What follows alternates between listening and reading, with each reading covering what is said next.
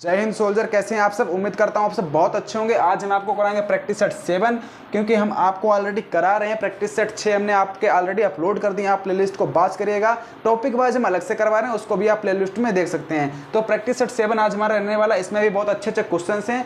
आप क्वेश्चन को अपनी स्क्रीन पर देखेगा, मैं यहाँ पर कॉन्सेप्ट और उसका आंसर लेकर चलूंगा। तो चलते हैं, फिर स्टार्ट करते हैं। क्वेश्चन नंबर 1 आप अपनी स्क्रीन पर देखिएगा। क्वेश्चन नंबर 1 आपसे क्या कह रहा है, देखिए। कह रहा है कि ब्रोमीन जल ऑक्सीकृत कर देता है। तो ब्रोमीन जल ऑक्सीकृत किसको कर देता है? ग्लूकोज को कर देता है। कैसे कर देता है अभी आपको बता रहा हूँ। ग्लूकोज का फार्मूला क्या होता है? CHO सिंगल बॉन्ड CHOH का होल 4 और सिंगल बॉन्ड CH2OH। ठीक है, ये हमारे पास ग्लूकोज का फार्मूला होता है। और ये ऑक्सीकृत करता है, तो इसका मतलब इसमें ऑक्सीजन का एडिशन होगा। और किसको ऑक्सीकृत? ब्रोमीन जल करता है। तो ब्रोमीन जल करता है केवल किसी को, ग्लूकोज को, फ्रक्टोज को नहीं करता। क्यों नहीं करता, इसका एक्सप्लेनेशन मैं आपको आगे देने वाला हूँ। ब्रोमीन जल का फार्मूला क्या होता है? Br2 सिंगल डैश H2O और नीचे लिखा होता है HCl। हमारे पास ब्रोमीन जल का पूरा फार्मूला होता है। पूछ दिया जाता है आपसे पेपर में कि ब्रोमीन जल क्या होता है, तो ब्रोमीन जल का फार्मूला भी आपको याद करना है। जब ये ऑक्सीकृत करेगा तो ग्लूकोनिक एसिड बनाएगा gluconic acid CHOH single bond CH2OH का होल 4 और इधर आपको बना के तैयार कर देगा सिंगल बॉन्ड CH2OH। ये हमारे पास जो इधर बन के आया है एक ग्लूकोनिक एसिड होता है। इसको लिख लीजिएगा, ग्लूकोनिक एसिड। आपसे पूछा जाता है पेपर में कि ग्लूकोनिक एसिड का फार्मूला क्या है। ग्लूकोनिक एसिड का ये हमारे पास फार्मूला निकल के आया है। और ये ब्रोमीन जल का जो होता है लिखते हैं, तो ब्रोमीन जल को ऐसे लिखते हैं। ठीक है, अब मैं आप कुछ लोग कहेंगे सर ग्लूकोज का फार्मूला तो ये होता है C6H12O6, ये भी होता है। और इसका दूसरा रूप, स्ट्रक्चर रूप ये है। और अगर लीनियर रूप लिखेंगे तो ऐसे लिखेंगे, स्ट्रक्चर में ऐसे लिखेंगे। तो इसका राइट आंसर हो जाएगा ऑप्शन नंबर C, इसका राइट आंसर हो जाएगा पहले का। आप क्वेश्चन नंबर 2 देखिएगा। अब आप कहेंगे सर फ्रक्टोज का क्यों नहीं करता ऑक्सीकृत? फ्रक्टोज को इसलिए नहीं करता है क्योंकि फ्रक्टोज और ग्लूकोज का फार्मूला भले ही सेम हो, लेकिन इनके जो गुणधर्म होते हैं वो भिन्न भिन्न होते हैं। तो ब्रोमीन उसको नहीं करता, इसको कर देता है। उसका गुणधर्म जो भिन्न होता है उसकी क्वालिटी में आगे डिस्कस करने वाला हूँ। क्वेश्चन नंबर 2 देखिए, गलैक्टोज ग्लूकोज में कहाँ परिवर्तित होता है? तो मैं आपको बताऊं, ग्लैक्टोज जब लीवर के अंदर जाएगा तो ग्लूकोज में परिवर्तित हो जाएगा। अगर फ्रक्टोज लीवर के अंदर जाएगा तो वो परिवर्तित हो जाएगा ग्लाइकोजन में। ये एक बेसिक डिफरेंस है ग्लूकोज और फ्रक्टोज के गुणधर्म में। ग्लैक्टोज जो होता है वो ग्लूकोज में परिवर्तित हो जाता है, फ्रक्टोज ग्लाइकोजन में परिवर्तित हो जाता है। ये भी एक डिफरेंस आप याद करिएगा। तो ग्लैक्टोज ग्लूकोज में कहाँ परिवर्तित होता है? लीवर में, यानी कि ऑप्शन C इसका राइट आंसर हो जाएगा। क्वेश्चन नंबर 3 अपनी स्क्रीन पर देखिएगा। 3 में कह रहा है कि न्यूट्रॉनों की खोज किसने की थी? तो न्यूट्रॉनों की खोज की थी कॉनवे ने। आप याद कर लीजिएगा, कॉनवे ने की थी। और कॉनवे और राइंस, इसका 2 लोगों ने मिलकर की थी। रियंस शायद नाम था, रियंस। कॉनवे और रियंस ने की थी। इसके लिए इनको नोबेल पुरस्कार भी दिया गया था 1995 में। इस चीज़ को भी आप याद कर लीजिएगा। तो इसका राइट आंसर 3 का हो जाएगा ऑप्शन नंबर D, क्योंकि इसमें ऐसा कोई ऑप्शन दिया नहीं है। क्वेश्चन नंबर 4 देखिएगा। क्वेश्चन नंबर 4 आपसे पूछ रहा है कि प्लेटिनम का इलेक्ट्रॉनिक विन्यास 78 है। तो इसका प्लेटिनम का अच्छा समझ गया कि प्लेटिनम का आपसे कहा है कि आप जो इलेक्ट्रॉनिक कॉन्फ़िगरेशन निकालिए प्लेटिनम। थोड़ा लाइट को बढ़ा दीजिएगा, थोड़ा लाइट बढ़ाइए, बड़ी लाइट कम हो गई यहाँ पर। तो पूछ रहा है कि प्लेटिनम का इलेक्ट्रॉनिक कैसे निकालेंगे। अगर हम इस पर चर्चा करें तो आपको बताएंगे कि प्लेटिनम का इलेक्ट्रॉनिक विन्यास निकालने के लिए सबसे पहले आपको पता होना चाहिए कि जीनान का परमाणु क्रमांक कितना होता है। तो मैं आपको बता दूं, जीनान का जो परमाणु क्रमांक होता है वो 54 होता है। और परमाणु क्रमांक निकालने की भी एक विधि होती है। वो कैसी विधि होती है मैं आपको बता दूं कि अगर आप किसी भी कॉलम के अगर आप परमाणु क्रमांक निकालना चाह रहे हो तो कैसे निकालोगे। जैसे आपको ये चीज़ पता होनी चाहिए कि पहले होता है हीलियम, फिर होता है नियान, फिर होता है आर्गन, फिर होता है क्रिप्टॉन मतलब Kr, फिर होता है आपके पास जीनान और फिर आपके पास होता है रेडान। ठीक है, ये आपके पास अक्रिय एलिमेंट्स होते हैं। अब इसका तो अब आपको पता है 2, फिर आप इसमें जोड़ दीजिए 8 तो हो जाएगा 10, फिर आप जोड़ दीजिए 8 फिर हो जाएगा 18, फिर आप इसमें जोड़ दीजिए 8 जोड़ दीजिए। अब आप जोड़िए इसमें 18, तो 18 में 18 जोड़ोगे 36, फिर इसमें आप 18 जोड़िए तो इधर आ जाएगा 54। अब 54 में जोड़ दीजिए 32, तो कितना हो जाएगा? 32 जोड़ोगे 6 3 8 86, तो रेडान 86 हो जाएगा। यानी कि अगर कॉलम के अंदर किसी का भी आप एटॉमिक नंबर निकाल रहे हैं तो सबसे पहले उसमें आप जोड़ेंगे 8, फिर उसके अगले में फिर 8 जोड़ेंगे अगले वाले को पाने के लिए, फिर उसके अगले आपको 18, फिर उसके अगले वाले को पाने के लिए 18, फिर और उसके अगले वाले पाने के लिए आपको 32 जोड़ना पड़ेगा। तो आपको मिलता चला जाएगा। और उसके बाद भी निकालना है तो 64 जोड़ना पड़ेगा। ये निकालने का तरीका होता है। तो इसका राइट आंसर कौन सा हो जाएगा? राइट आंसर इसका C हो जाएगा। आप जोड़ लीजिएगा, क्योंकि इसमें आपको 78 इलेक्ट्रॉन पूरे करने हैं। तो 54A हो जाएंगे और 54 और 24, 54 और 24 को मिलाइए कितने होते हैं, 54 और 24 आपके पास अगर मिल जाएंगे तो आपको 78 मिल जाएगा। तो राइट आंसर हमारा हो जाएगा ऑप्शन नंबर सी 4 का। क्वेश्चन नंबर आप 5 देखिएगा, 5 भी आपकी स्क्रीन पर शो हो रहा है। क्वेश्चन नंबर 5 देखिएगा, 5 आपसे कह रहा है निम्न में से कौन सा पदार्थ नहीं है, कौन सा पदार्थ नहीं है, तो कौन सा पदार्थ नहीं है, एक कौन सा क्वेश्चन है, आर्द्रता, क्वथनांक, कोहरा, ब्लड, और पूछ रहा है कौन सा पदार्थ नहीं है। अच्छा पदार्थ ऊपर का पढ़िए, which of the following is not matter, which is the following is not matter, मतलब वो मैटर नहीं है। मैटर की आपको क्वालिटी पता होनी चाहिए। मैटर क्या होता है, जिसमें भार होता है, जो स्थान घेरता है। तो एक किसके पास नहीं है, ह्यूमिडिटी के पास है, ब्लड के पास है, कोहरे के पास भी है, लेकिन क्वथनांक के पास नहीं है। इसका 65 का 5 का जो आंसर होगा वो सी आंसर राइट हो जाएगा। क्वेश्चन नंबर आप 6 अपनी स्क्रीन पर देखिएगा कि आकृति एवं आयतन निश्चित होते हैं। इसने पूछ दिया क्वेश्चन नंबर 6 में कि एक पदार्थ है और उसमें एक पूछ रहा है कि आकृति और आयतन निश्चित होते हैं, तो किस में है, आयतन निश्चित और आकृति सब कुछ निश्चित होता है ठोस में। तो क्वेश्चन नंबर 6 जो है इसका राइट आंसर हो जाएगा सी, ठोस में ही होते हैं। और गैस में ना आयतन निश्चित होता है ना आकार निश्चित होता है, और द्रव में क्या होता है, आकार जो होता है निश्चित नहीं होता बल्कि आयतन निश्चित होता है, क्योंकि वो जिस बर्तन में प्रवेश करेगा उसी का आकार ले लेता है। ये आपके मैटर का मैंने मैटर जो एक चैप्टर है उसके प्रैक्टिस से टॉपिक वाइज करवाया है, तो आप प्लेलिस्ट में देखिएगा, आपको लिखे मिला लेगा द्रव्य या मैटर, टॉपिक वाइज रिवीजन है उसके। अगर आप 35 क्वेश्चन से 40 क्वेश्चन कर लेंगे तो वहां से क्वेश्चन आपके एग्जाम में आता ही आता है। तो आपका वो टॉपिक इतना अच्छा कंप्लीट हो जाएगा कि आप किसी भी एग्जाम में अगर वहां से क्वेश्चन आएगा तो आपसे छूटेगा नहीं। तो आप एक बार उसको जरूर देखिएगा। क्वेश्चन नंबर 7 आप देखिए अपनी स्क्रीन पर। क्वेश्चन नंबर 7 में कह रहा है कि आर ई कौन सा यौगिक सबसे अधिक स्थायी होगा। तो आर ई का यौगिक सबसे स्थायी होगा, तो आपको सबसे पहले पता होना चाहिए कि आर ई का परमाणु क्रमांक कितना होता है। अब आर ई का नाम तो शायद मुझे पता नहीं है, लेकिन इसका परमाणु क्रमांक 75 होता है, जैसे कि एक ZF होता है, ZF।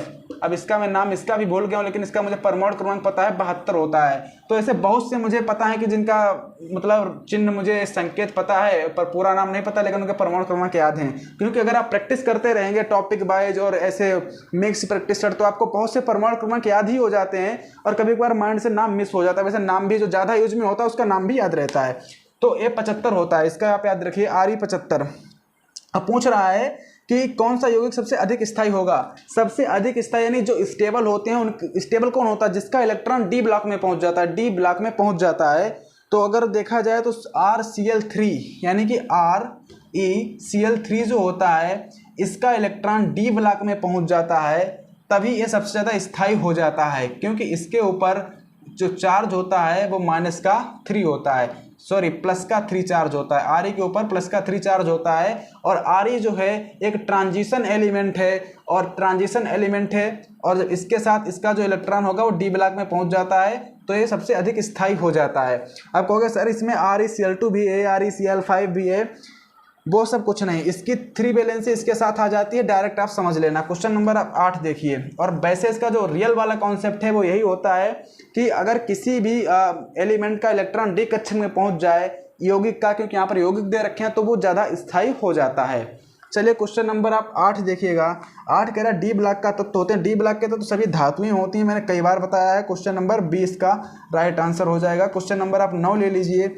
9 में पूछ रहा है कि शक्कर के घोल में एक शक्कर क्या होता है। शक्कर एक सल्यूट होता है। ये भी बहुत अच्छा क्वेश्चन है। जस्ट ही मैंने अभी आपको एक विलयन चैप्टर करवाया है, उसमें भी ये क्वेश्चंस करवाया है, वहाँ पर बहुत अच्छे क्वेश्चंस कराए हैं विलयन के, क्योंकि ये भी एक इंपॉर्टेंट है आपके कमिंग एग्जाम के लिए। तो अगर आपको समय मिले, अगर आप फ्री हो, तो जितने भी प्लेलिस्ट में मेरे टॉपिक वाइज प्रैक्टिस जो पड़ी है आप उनको बात करिएगा, आपका कॉन्सेप्ट यहाँ से इस लेवल तक पहुँच जाएगा। और अगर अभी तक आपने वीडियो को लाइक नहीं किया और चैनल को सब्सक्राइब नहीं किया है तो वीडियो को लाइक कर दें और चैनल को सब्सक्राइब करके बेल आइकन प्रेस कर दें। तो चलिए क्वेश्चन नंबर आप 9 देखिए। क्वेश्चन नंबर आप 9 हो गया। 10 देखिए। 10 में आपसे कह रहा है कि यौगिक नहीं है, तो लेड एक एलिमेंट होता है, यौगिक नहीं होता है, तो सब बता देंगे। बाकी चाक, संगमरमर ये सब तो यौगिक होते हैं। यौगिक मतलब क्या होता है कि 2 या 2 से तत्वों से मिलकर जो बनता है, जैसे H2S ये यौगिक है। अब लेड ये PbA के यौगिक है, तो एक एलिमेंट है, सिंपल सी बात है। क्वेश्चन नंबर आप 11 देखिएगा।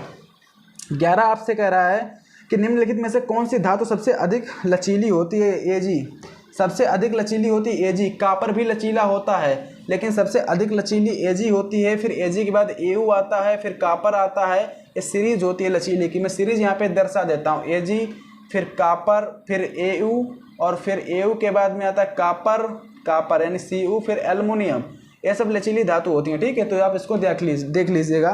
क्वेश्चन नंबर आप 12 देखिएगा। क्वेश्चन नंबर 12 में आपसे कह रहा है कि लोहे को कठोर और मजबूत बनाने के लिए क्या मिलाया जाता है, तो कार्बन मिलाया जाता है, कार्बन, ठीक है। इसको आप याद करिएगा, लोहे को कठोर और मजबूत बनाने के लिए कार्बन का प्रयोग किया जाता है। इसका सी आंसर राइट हो जाएगा। क्वेश्चन नंबर सहसंयोजक अणु नहीं है, क्वेश्चन नंबर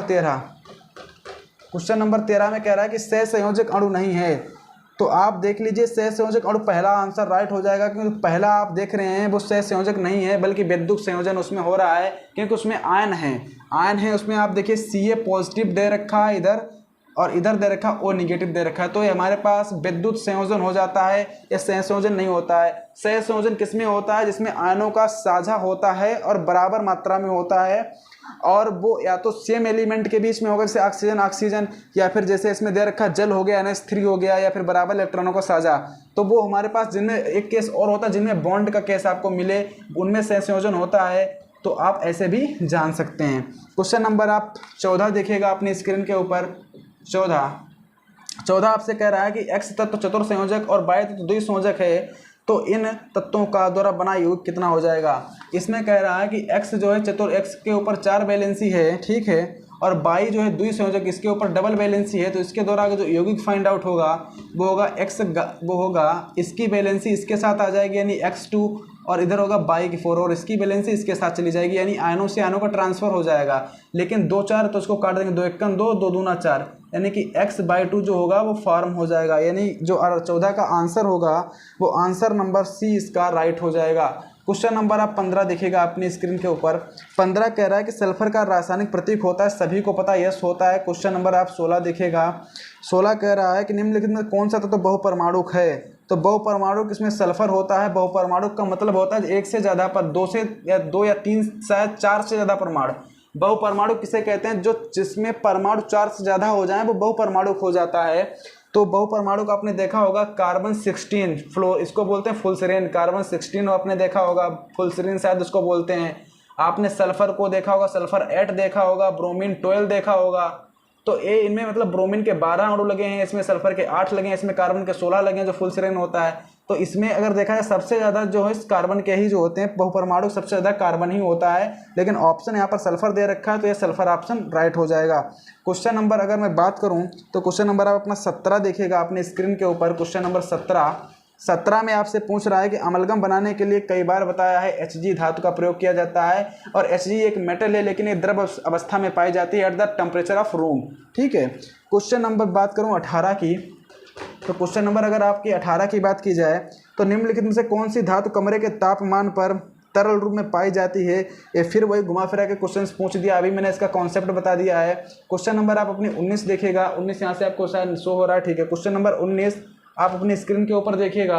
19 में आपसे कह रहा है कि फिटकरी एक उदाहरण है, तो फिटकरी क्या होता है, द्विकलवड़ होता है, क्योंकि 2 लवणों से मिलकर बनता है, K2SO4 Al2SO4। तो Al2SO4 एक अलग लवण है, K2SO4 एक अलग लवण है, तो इसीलिए इसको द्विकलवड़ कहते हैं। तो 19 का जो राइट आंसर हो जाएगा वो ऑप्शन नंबर ए राइट हो जाएगा।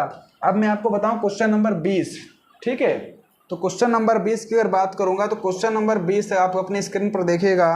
पूछ रहा है कि पोटेशियम नाइट्रेट का फार्मूला बताइए। पोटेशियम नाइट्रेट, तो पोटेशियम नाइट्रेट का आपको फार्मूला पता होने से पहले आयन पता होना चाहिए। नाइट्रेट आयन जो होता है, आप इधर देखिए, नाइट्रेट एक होता है नाइट्रेट, एक होता है नाइट्राइट। ये आयन आपको पता होना चाहिए। नाइट्राइट ये होता है नाइट्राइट। तो अगर इस आयन की बात करूंगा, नाइट्रेट ये होता है NO3 सिंगल नेगेटिव, और ये होता है नाइट्राइट, ये होता है NO2 सिंगल नेगेटिव, ठीक है। ये फार्मूले पता। पोटेशियम क्या होता है, पोटेशियम होता है K पॉजिटिव। अब एक K पॉजिटिव अगर इसके साथ नाइट्रेट के साथ मिलेगा तो पॉजिटिव नेगेटिव खत्म हो जाएगा, ये लबड़ बन जाएगा, तो इसका जो फार्मूला आएगा KNO3 आ जाएगा, पोटेशियम नाइट्रेट। कौन सा इसका आंसर राइट हो जाएगा, ऑप्शन नंबर ए राइट हो जाएगा। तो यही हमारा आज का लास्ट क्वेश्चन था। तो हमने आपको बेस क्वेश्चंस करा दिए हैं। क्वेश्चंस बहुत अच्छे लेवल के थे, आपने देखा और आपने एंजॉय भी किया। तो अगर अभी तक आपने वीडियो को लाइक नहीं किया तो वीडियो को लाइक कर दें और चैनल को सब्सक्राइब ज़रूर कर दें। ये मैं आपको अपनी तरफ से कह रहा हूँ। और फिर अगर आपका मन करे कि आपके दोस्त को भी इसकी ज़रूरत है तो वीडियो को शेयर करें, अदरवाइज रहने दें। तो आपको कैसा लगा वीडियो आप कमेंट बॉक्स में ज़रूर बताइएगा और प्रैक्टिस जरूर करते रहिएगा, क्योंकि एग्जाम आपका कभी भी हो सकता है। इसके ऊपर मेरा जल्द ही वीडियो आने वाला है। मुझे जैसे कोई अपडेट मिलेगी मैं ऑलरेडी फ़ोन करके और अपने दोस्त जो ऑलरेडी हुए हैं उनसे पूछता रहता हूँ। जैसे मुझे कोई अपडेट मिलेगा उसका तुरंत नोटिफिकेशन आपको मिलेगा, मैं तुरंत उसका वीडियो बना के आपको डालूंगा। तब तक आप वेट करिए, एग्जाम कब होगा उसके बारे में आपको बताएंगे। और उससे पहले आपको एक चीज़ मुझे याद आगे बता दें, मैंने अभी आप क्वेश्चंस करा अल्कोहल के ऊपर एक क्वेश्चंस था, तो उसमें आपको बता दूं कि अल्कोहल अगर आपके पहचानना प्राथमिक अल्कोहल, द्वितीयक अल्कोहल, तृतीयक अल्कोहल, तो जो फर्स्ट डिग्री अल्कोहल होता है फर्स्ट डिग्री अल्कोहल, ठीक है, इसको first degree alcohol alcohol first degree alcohol जो होता है इसको कैसे डिनोट करते हैं, तो इसको डिनोट करते हैं RCHOH से, RCHOH, ठीक है, RCHOH, इससे इसको डिनोट करते हैं। और जो सेकेंडरी अल्कोहल होता है, मतलब सेकेंडरी अल्कोहल को बोलते हैं द्वितीयक अल्कोहल हिंदी में। सेकेंडरी अल्कोहल जो होता है इसको डिनोट करते हैं हम लोग R2CHOH से। ये जो C है ये यहाँ पर एक H जो होगा R2CH2OH होता है, CH2OH होता है, यहाँ पर H2 केवल रहे हट जाएगा, CHOH बन जाएगा। यानी कि अगर हम R की बैलेंसी इधर बढ़ाएंगे, इधर 1 था तो इधर H2 था, इधर R2 क्या तो एक H कम हो जाएगा। और अगर मैं टर्सरी अल्कोहल की बात करूंगा, याद कर लेना पेपर में आपके पूछा जा सकता है, तो आप लिखेंगे R3COH, ये आपका टर्सरी अल्कोहल होता है। अब कभी कभार पूछ देता है इन तीनों अल्कोहलों में सबसे ज़्यादा स्टेबल अल्कोहल कौन होता है, तो सबसे ज़्यादा स्टेबल अल्कोहल होता है A। और यहाँ पर R क्या है, R हमारे पास एल्किल मूलक होता है। R को हम लोग लिखते हैं CH3 लिख सकते हैं, C2H5 लिख सकते हैं, या कोई भी हमारे पास एल्किल मूलक होता है R। समझ गए होंगे, ये एल्किल मूलक होता है। और चाहे तो आप इसको एरिल भी बोल सकते हैं। एरिल का मतलब होता है बेंजीन से रिलेटेड कर जाता है, वो एरिल हो जाता है, ठीक है। एरिल के बारे में आपको पता होगा, C6H5 करके जो होता है वो एरिल एल्कोहल, मतलब एरिल हो जाता है। एल्किल मूलक और एरिल मूलक ये आपको बताऊंगा जब आपको कार्बनिक केमिस्ट्री पढ़ाऊंगा, उसमें आपको बताऊंगा अच्छे से। बाकी अभी मैं टॉपिक वाइज करा रहा हूँ, अभी वहाँ पर कार्बनिक केमिस्ट्री आई नहीं, जब पढ़ाऊंगा तो आपको अच्छे से समझा दूंगा। अगर मैं यहाँ पर बात करूँ इन तीनों में कौन ज़्यादा स्टेबल होता है, तो उसका क्रम आप देख लीजिएगा, टर्सरी सबसे ज़्यादा होता है, फिर सेकेंडरी होता है और फिर फर्स्ट अल्कोहल होता है। अब आप कहेंगे कि सर ऐसा क्यों होता है, तो मैं आपको बता दूँ, क्योंकि इसमें 3 एल्किल मूलक मौजूद हैं इसीलिए ज़्यादा स्टेबल है, और एक कम है, इसमें 2 हैं, ये सबसे कम है क्योंकि इसमें एक ही एल्किल मूलक मौजूद है। तो आपको वीडियो बहुत अच्छा लगा हो ये आप मुझे कमेंट बॉक्स में ज़रूर बता देना। Thank you so much for watching this video. मिलता हूँ नेक्स्ट वीडियो में, तब तक जय हिंद, goodbye. Thank you so much for watching this video. जय हिंद।